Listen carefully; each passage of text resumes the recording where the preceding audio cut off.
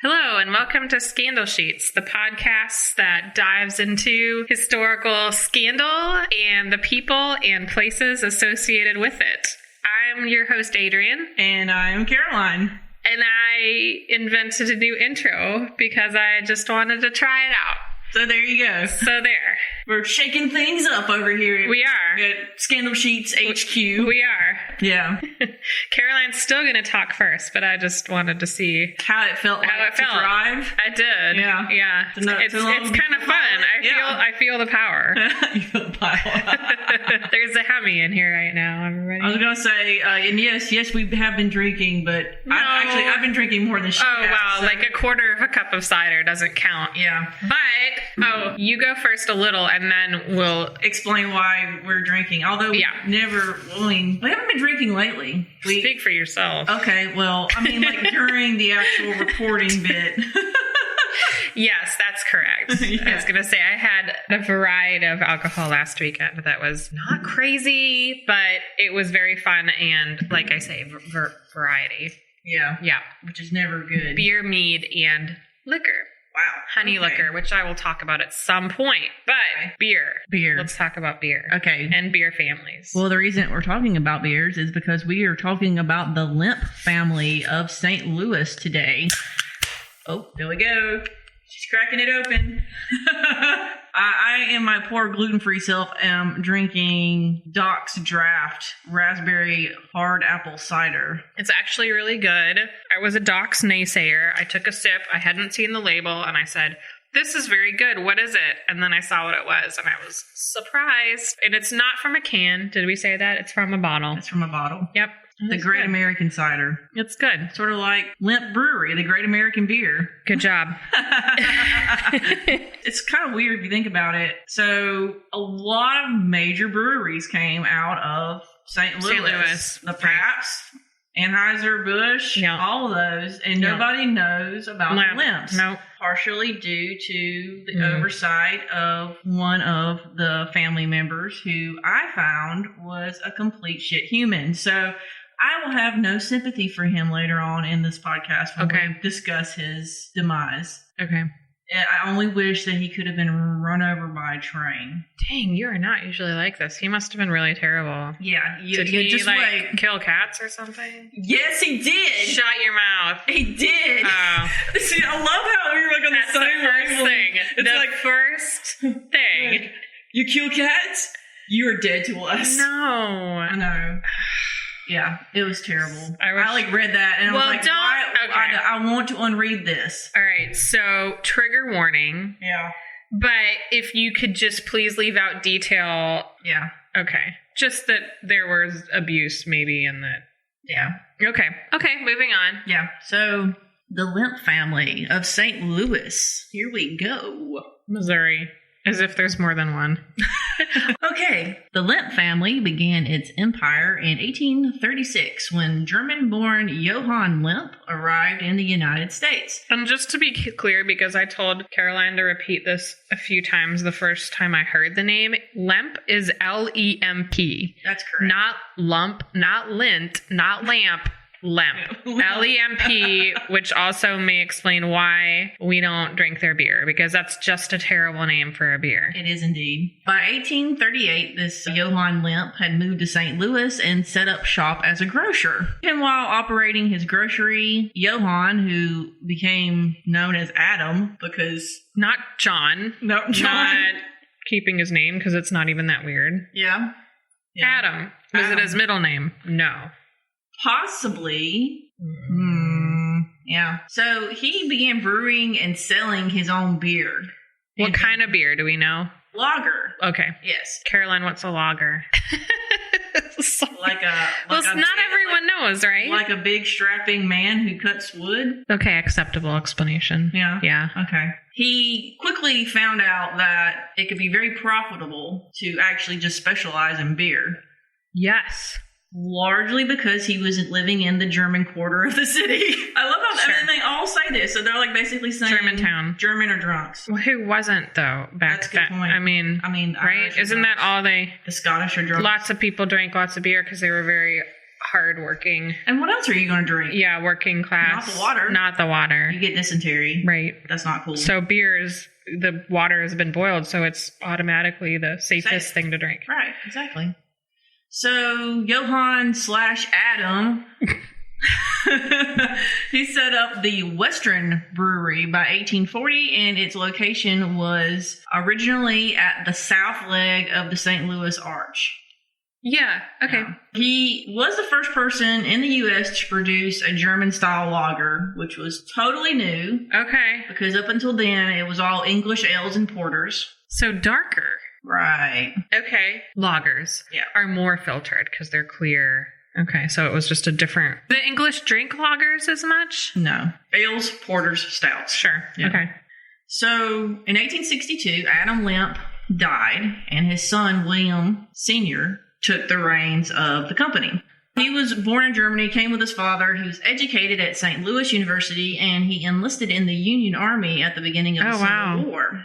He was an orderly sergeant, whatever that is. It sounds important. And he did resign that position to return home and run the company. By 1864, the brewery was doing so well that it needed to be expanded, and so he moved the operation to the corner of Cherokee Street and Carondelet Avenue in St. Louis. The brewery was located on top of some underground caves that the company had already been using for storage. And these caves provided the perfect atmosphere for the lagering process. Yeah. Okay. Essentially, what they would do would be to place these giant blocks of ice in the caves. So it was sort of like primitive early refrigeration. Did they need to make it any colder? Because the cave stays pretty consistent temperature. Yeah, I guess they did. So they're making lagers. It says... Lagers tend to have a cleaner and crisper flavor than ales, which we knew because ales are darker. Pilsners originated in the Czech Republic. Oh. So a Pilsner is a type of lager. So I have the Great Beer map, and on one side it's an ale, and on the other side it's a lager. So those are the two families, and then everything like webs out from there. So a Pilsner is a lager, and then all the darker stuff falls under the ale side. Okay. So these caves became sort of a big thing. Other breweries eventually constructed on top of them as well. And a lot of people pimped them out. They put like brick ceilings up and brick floors and turned them into beer gardens and stuff. So we're totally going to St. Louis, right? Yeah. I want to go into an underground cave garden. Yeah, it sounds really fun. Rapskeller. I thought it was rapscallion. I like that we think we know big words, and sometimes it doesn't work as well as we think it will. Well, that's the German word for basement. Okay. Now I have to look it up. It's Rapskellen, I think. Okay. No, it's Rapskeller. I was right! Skeller. Rapskeller. Okay. Google's like, do you mean Rapskeller? That is what we meant. Thank you, it's Google. It's a pub or bar in the basement level of a building. Oh. You might visit the Rapskeller in your city to feast on German food. Yes, we will. Rapskeller is a German word that means a cellar in a German town hall in which beer is sold. Wow. They sell beer in their town hall? I think that's a really good idea. I think it's a great idea. Yeah. That's what I want to do when I wait for zoning or BAR. Man, they can make it. They need a tap. They need a U-Serve tap that you put your card in and you're paid for however much you pour. Like it keeps track of the amount. So much more interesting if people were clearly. Yeah. They should just close down the beer garden and like have BAR meetings at I agree. Or at the Blind Tiger. They should have BAR meetings at the Blind Tiger. That's where we always They could rotate. Anyway. They could rotate bar. I mean, I think that'd be a really good idea. Anyway, we're off topic. Sorry. Yes, this is what happens when we drink and podcast. It is, man. That's why we've been so good lately. Yeah. So, unfortunately, most of these caves have since been filled in with rubble and are now inaccessible, which makes me very sad. Yeah. Apparently, there is approximately 24,000 feet beneath the Lemp Brewery that can still be walked through. That's a lot. But it's not open to the public. Wait, that's like 4 miles. I'm glad you can do math. You're right. That is 4 miles. That's significant. That's huge. So all along, and it's very close to the river. So I wonder how, I mean, I'm sure it's like a web, but still that seems like a lot of area or linear feet, whatever. So the Missouri Speleological survey. Spelunking. It's not spelunking, but it's Right. It's derived from that For word. caves, yeah. Speleological survey. Okay. Did a history of these caves. They mapped them, and they took some photographs of the ones below the Lemp Brewery complex. Mm-hmm. And you can buy the guide on their website for $15. Oh, but I'm guessing you can't visit all of that. Like, the map is of more area than you can actually go to. Because I don't think it's necessarily open to the public. Right. They allowed them, to go down there, so you can't really visit any of it. Oh. Yeah. My job is to enlighten you about the Lemp's famous brewery, or infamous? Well, the brewery itself was famous. The Lemps were infamous. Yes. And their beautiful Italianate mansion, which still stands today.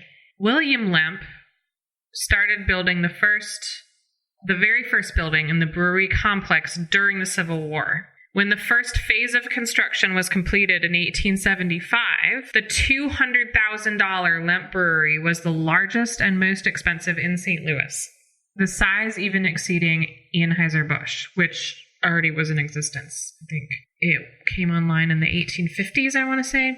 So after its 1875 expansion, the Lemp Brewing Complex was made up of a brew house, malt house, kiln house, cellars, warehouses, ice house, power plant, offices, and I would imagine bottling space, because we're not doing cans. So so I didn't read about that, but I'm just assuming like they're barreling or they're bottling or something. So the original brew house was replaced in 1885, and its successor still stands today.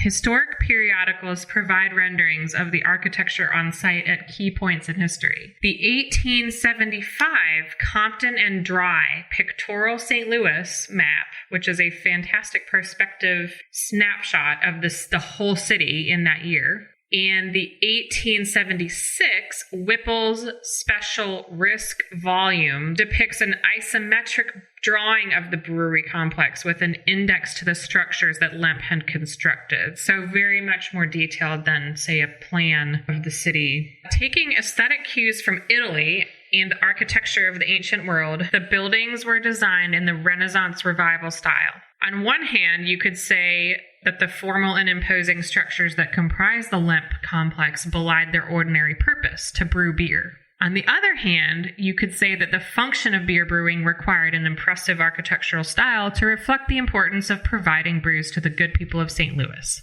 If you wonder why beer deserved such fancy and expensive buildings, you probably drink Coors. Oh! The success of the... I came up with that all by myself. I am so proud of you. Right?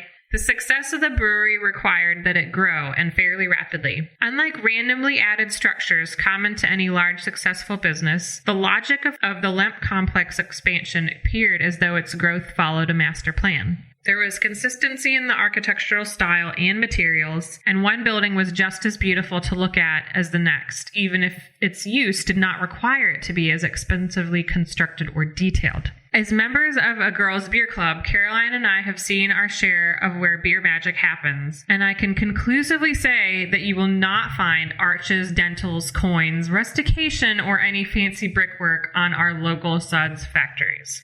No, it's more like metal building. Yeah. I find the shiny tanks fun to learn about and photograph, but the buildings that contain them are, for the most part, strictly function over form, and they definitely don't take up 5 city blocks. So the Lemp Brewery was very much a family business. William Sr. and his wife Julia had 8 children, of which 7 lived to adulthood. Jeez. William Jr. was born in 1867, Louis in 1870, Charles in 1871, Frederick in 1873, Hilda in 1876, Edwin in 1880, and Elsa in 1883.